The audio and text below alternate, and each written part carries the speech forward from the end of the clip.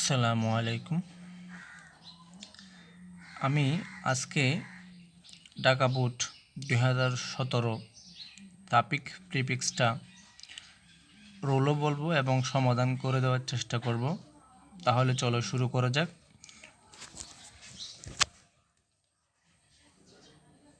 Flowers, এখানে বারগুলো লাল রং করে দেওয়া আছে। Flowers are the symbol of love and pure. এখন এখানে পিওর শব্দটাকে আমরা কি নাউন বানাবো, ভার্ব বানাবো, অ্যাডভার্ব বানাবো নাকি অ্যাডজেক্টিভ বানাবো? এটার একটা নিয়ম আছে, সেটা হচ্ছে আমি এখানে একটা কথা বলি। এখানে যে অফ আছে, অফের পরে একটা লাভ আছে। এখানে লাভটা এখানে নাউন হিসেবে ব্যবহৃত হয়েছে। যেহেতু অ্যান্ডের আগে নাউন আছে, তাই অ্যান্ডের পরে একটা নাউন হবে। তাহলে ফিউরের নাউন ফর্মটা হচ্ছে ফিউরিটি। ফিউরিটির নাউন ফর্মটা হচ্ছে কি? পিউরিটি। আমরা এখানে পিউরিটিটা লিখব PURITY,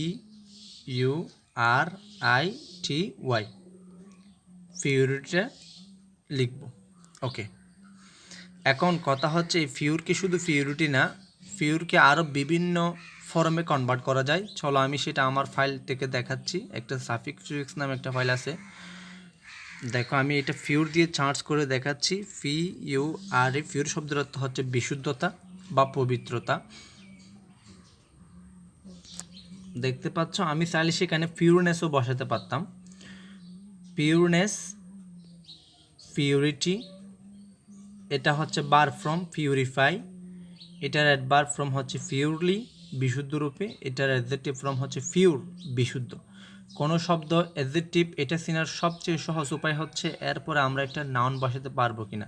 যেমন পিউর, বিশুদ্ধ বস্তু, পিউর থিং, এভাবে বলা যাবে। অর্থাৎ অ্যাডজেক্টিভের পরে একটা নাউন বসাতে পারবো সবসময়, এটা হচ্ছে নিয়ম। কোনো শব্দের পরে যদি আমরা নাউন বসাতে পারি, সেটা সাধারণত অ্যাডজেক্টিভ হিসেবে কাজ করে। যেমন পিউরটা এখানে একটা অ্যাডজেক্টিভ। তাহলে পিউরের ফর্ম মোটামুটি নাউন ফর্ম হচ্ছে পিউরনেস, বিশুদ্ধতা, পিউরিফাই, বিশুদ্ধতা, পিউরিফাই, বিশুদ্ধ করা। আর অ্যাডভার্ব ফর্ম হচ্ছে পিউরলি, বিশুদ্ধ রূপে। আর পিউর হচ্ছে অ্যাডজেক্টিভ ফর্ম। চলো আমরা মূল আলোচনায় চলে যাই। এখন ফ্লাওয়ার্স, আমি আরেকবার বলি, flowers are the symbol of love and purity. নাউনের আগে যেহেতু, অ্যান্ডের আগে যেহেতু নাউন বসেছে, তাই অ্যান্ডের পরেও নাউন হবে। ওকে, আচ্ছা, অ্যান্ডের আগে যেরকম ফর্ম হয়, অ্যান্ডের পরেও একই ফর্ম হয়। এগুলো আমার বিস্তারিত আলোচনা ফাইলে আছে। দে আর, দে মানে হচ্ছে এখানে ফুলগুলোকে বোঝানো হচ্ছে। হ্যাঁ, দে আর, দে আর, দে আর নো। এখানে একটা কথা আছে, এম ইজ আর। এভাবে কতগুলো লিঙ্কিং ভার্ব আছে। লিঙ্কিং ভার্বের পরে সবসময় একটা অ্যাডজেক্টিভ হবে। লিঙ্কিং ভার্বের পরে সবসময় একটা কি হবে? অ্যাডজেক্টিভ। তাহলে এখানে এম ইজ আর, তারপর হচ্ছে ওয়াজ ওয়ার, এভাবে এই লিঙ্কিং ভার্বের পরে একটা কি হবে? লিঙ্কিং ভার্ব আরও আছে। এই লিঙ্কিং ভার্বের পরে এই নোটা কি হয়ে যাবে? অ্যাডজেক্টিভে কনভার্ট হয়ে যাবে। এখন নো এর অ্যাডজেক্টিভ ফর্ম তোমরা নিশ্চয়ই জানো। নো এর অ্যাডজেক্টিভ ফর্ম হচ্ছে নুন, KNOWN, নুন।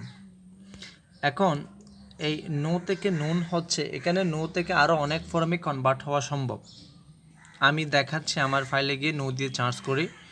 শুধু যে এখানে নুন হবে সেটা না, সেটা অবস্থান অনুযায়ী বিভিন্ন ধরনের চেঞ্জ হতে পারে। যেমন আমি নো দিয়ে চার্জ করে দেখাচ্ছি, নোটা নলেজে কনভার্ট হতে পারে। তাহলে নো এর নাউন ফর্ম হচ্ছে নলেজ। আচ্ছা, এখানে কমন পোর্শনটা হচ্ছে নো, এখানেও কমন পোর্শনটা হচ্ছে নো। নো হচ্ছে জানা, আর নলেজ শব্দের অর্থ হচ্ছে স্বীকার করা, আর নোয়িংলি শব্দের অর্থ জেনে শুনে। আর এটা নেগেটিভ অ্যাডভার্ব হচ্ছে আননোয়িংলি। নুন অর্থ হচ্ছে পরিচিত, ওয়েল নুন শব্দের অর্থ হচ্ছে সুপরিচিত। আমি সেখানে চাইলে ওয়েল নুনও বসাতে পারতাম। আর নুন অর্থ হচ্ছে অপরিচিত। চলো আমরা মূল আলোচনায় চলে যাই। এরপর তাহলে দে আর নোন, অর্থাৎ তারা, ফুলগুলো হচ্ছে পরিচিত, ফর দেয়ার বিউটি, তাদের সৌন্দর্যের জন্য। ফর অর্থের জন্য, দেয়ার অর্থ তাদের, বিউটি শব্দের অর্থ হচ্ছে, বিউটি শব্দের অর্থ হচ্ছে সৌন্দর্য, যেটা হচ্ছে বিউটিফুলের নাউন ফর্ম। এখানে একটা কথা বলে রাখা দরকার, দেয়ারটা এটা একটা পসেসিভ অ্যাডজেক্টিভ। পজেসিভ অ্যাডজেক্টিভের পরে সব সময় নাউন বসবে, যেমন বিউটিটা এখানে নাউন। আমি এই কথাটা আরেকবার বলতেছি, দেয়ারটা এখানে পজেসিভ অ্যাডজেক্টিভ, পজেসিভ অ্যাডজেক্টিভের পরে সব সময় একটা নাউন বসবে, যেমন এটা হচ্ছে বিউটিটা এখানে একটা নাউন। আচ্ছা, for their beauty and fragrance, অর্থাৎ তারা পরিচিত তাদের সৌন্দর্যের জন্য এবং সুগন্ধির জন্য। ফ্র্যাগ্রেন্স শব্দের অর্থ হচ্ছে সুগন্ধি। সাম ফ্লাওয়ার্স আর, কিছু ফুল হচ্ছে নোট। নোট শব্দের অর্থ তো আমরা সবাই জানি, নোট শব্দের অর্থ নোট। নোট এখানে এটা নাউন হিসেবে ব্যবহৃত হয়েছে, কিন্তু আমরা জানি এম ইজ আর এগুলো হচ্ছে লিঙ্কিং ভার্ব। তারপরে এখানে অ্যাডজেক্টিভ বসবে, নোটের অ্যাডজেক্টিভ ফর্ম হচ্ছে নোটেবল। এখন আমি এটা কিভাবে জানলাম ভাই? এটা তোমাকে এই ফাইল থেকে এটা শিখে নিতে হবে, একটা শব্দের বিভিন্ন ফর্ম এগুলো শিখতে হবে, মুখস্থ না করে অ্যাটলিস্ট কয়েকদিন এভাবে পড়তে থাকলে হবে। যেমন আমি নোট দিয়ে সার্চ করে দেখাচ্ছি নোট। আমি কিন্তু শুধু এখানে যেখানে এই ফেসিসে আছে সবগুলো ওয়ার্ড, এই ওয়ার্ডগুলো না, এখানে অনেক ধরনের ওয়ার্ড আছে, আমি দেখাবো একটু পরে। যেমন নোট, নোট নোট এটা নাউন হিসেবে ব্যবহৃত হচ্ছে, ভার্ব ফর্ম নাই। এটার অ্যাডভার্ব ফর্ম হচ্ছে নোটেবলি, অর্থ হচ্ছে লক্ষণীয়ভাবে। নোটেবল শব্দের অর্থ হচ্ছে উল্লেখযোগ্য। যেমন আমি আরেকটা তোমাদের পরিচিত একটা শব্দ দেখা, যেমন সেটা হচ্ছে হ্যাপি, HAPPY। হ্যাপির ফর্ম, যেমন এটার নাউন ফর্মটা হচ্ছে হ্যাপিনেস, অর্থ হচ্ছে সুখ। এটার নেগেটিভ নাউন হচ্ছে আনহ্যাপিনেস। এটার ভার্ব ফর্ম হচ্ছে হ্যাপেন। এটার অ্যাডভার্ব ফর্ম হচ্ছে হ্যাপিলি, নেগেটিভ অ্যাডভার্ব হচ্ছে আনহ্যাপিলি। আর এটার অ্যাডজেক্টিভ ফর্ম হচ্ছে হ্যাপি, এটার নেগেটিভ অ্যাডজেক্টিভ হচ্ছে আনহ্যাপি। মোটামুটি হ্যাপিকে এইগুলোতে কনভার্ট করা যায়। আচ্ছা, এবার মূল আলোচনায় চলা যাক। এভাবে আমি অনেক শব্দ এখানে আলোচনা করেছি, যেগুলোর 4টা ফর্ম নিয়ে চেষ্টা করেছি। আবার সব শব্দের 4টা ফর্ম থাকে না। তারপরে তাহলে এখানে হচ্ছে কি, সাম ফ্লাওয়ার্স আর নোটেবল, কিছু ফুল হচ্ছে উল্লেখযোগ্য। ফর দেয়ার, ফর অর্থ হচ্ছে জন্য, দেয়ার ফ্র্যাগনেন্স তাদের সুগন্ধির জন্য, অ্যান্ড এবং, সাম এবং কিছু, আর ফর দেয়ার কিছু হচ্ছে ফর দেয়ার বিউটি এবং কিছু তাদের সৌন্দর্যের জন্য পরিচিত। But the rose is favourite to us, কিন্তু গোলাপ হচ্ছে প্রিয় আমাদের কাছে। ফর ইটস কালার, এটার সুগন্ধির জন্য। এখানে একটা কথা বলা, ইটস এটা হচ্ছে পসেসিভ অ্যাডজেক্টিভ। সব সময় বলতেছি পসেসিভ অ্যাডজেক্টিভের পর একটা নাউন বসে, যেমন কলারটা এখানে নাউন। তাহলে এখন কথা হচ্ছে ইটস কালার অ্যান্ড বিউটি, তাহলে গোলাপ হচ্ছে প্রিয় আমাদের কাছে এটার সৌন্দর্য এবং রঙের জন্য। তারপর ইটস, এটাও নিশ্চয়ই একটা possessive adjective. It's mother place, এটা পুরোটাই হচ্ছে সাবজেক্ট হিসেবে ব্যবহৃত হয়েছে। ইটস মাদার প্লেস ইজ, এটার মাতৃভূমি হচ্ছে দ্য সিটি অফ প্যারিস, প্যারিসের সিটি। তারপর দ্য জাপানিস, এখানে একটা কথা বলে রাখা দরকার, জাপান এটা হচ্ছে নাউন, তারপরে কোনো একটা অ্যাডজেক্টিভ বসে সমস্ত জাতিকে বোঝায়। যেমন দ্য পুয়ার, ধনীরা, দ্য পুয়ার গরিবেরা, দ্য রিচ ধনীরা। যেমন জাপানের অ্যাডজেক্টিভ ফর্ম হচ্ছে জাপানিস, অর্থ হচ্ছে জাপানিরা। আমি এটা চেঞ্জ করে দিচ্ছি, দ্য জাপানিস, JAPENESE,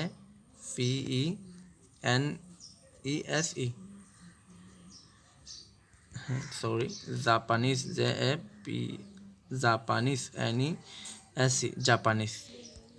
তাহলে এখানে হবে জাপানিস। হ্যাঁ,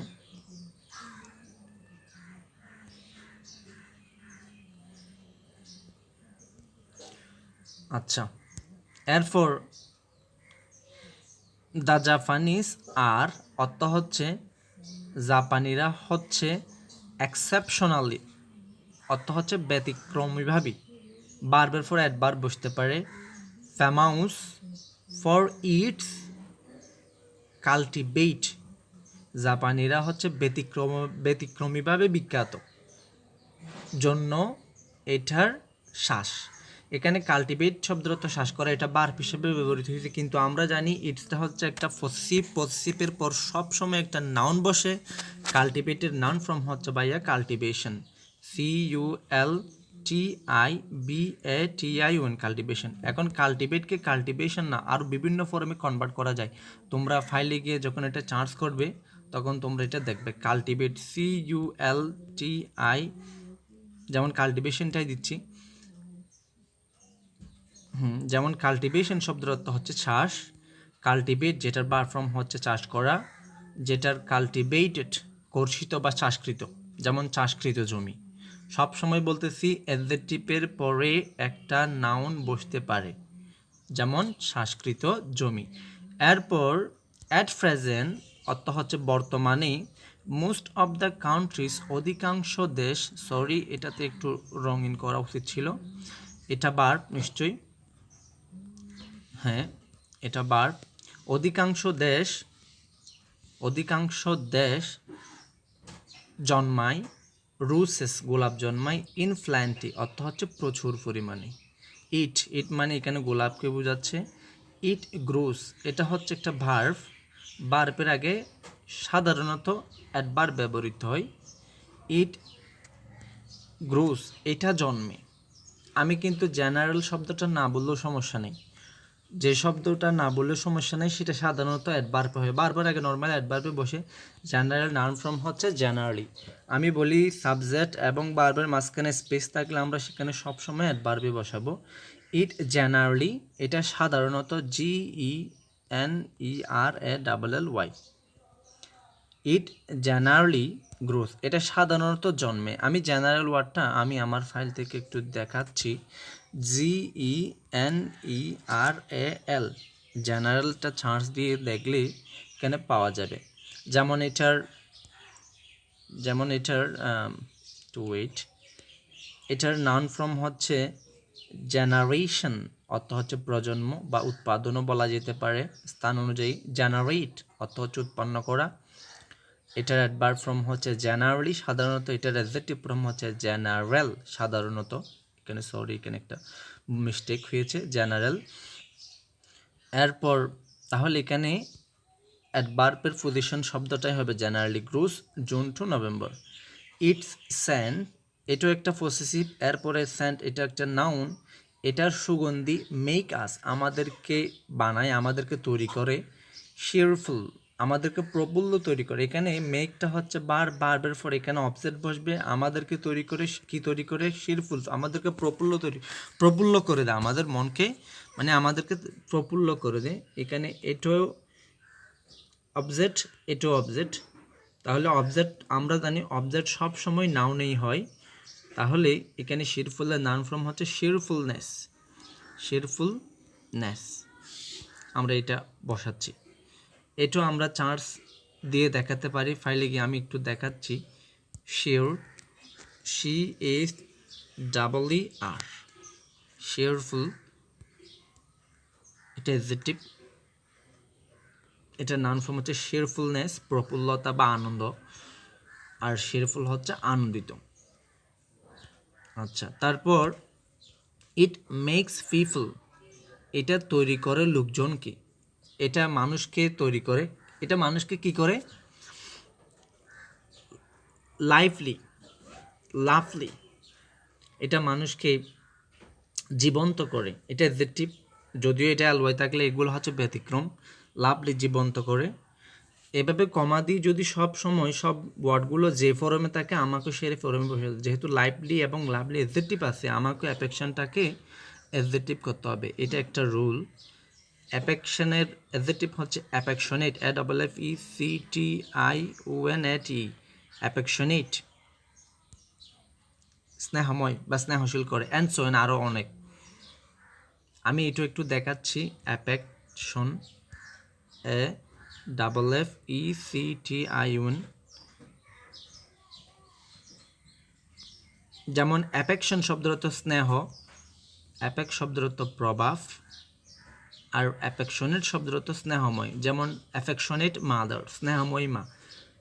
সব সময় অ্যাডজেক্টিভের পরে একটা নাউন বসতে পারে, অর্থাৎ অ্যাডজেক্টিভ প্লাস নাউন। ওকে, আচ্ছা। তারপর by by grow roses in plenty, অর্থ হচ্ছে প্রচুর পরিমাণে।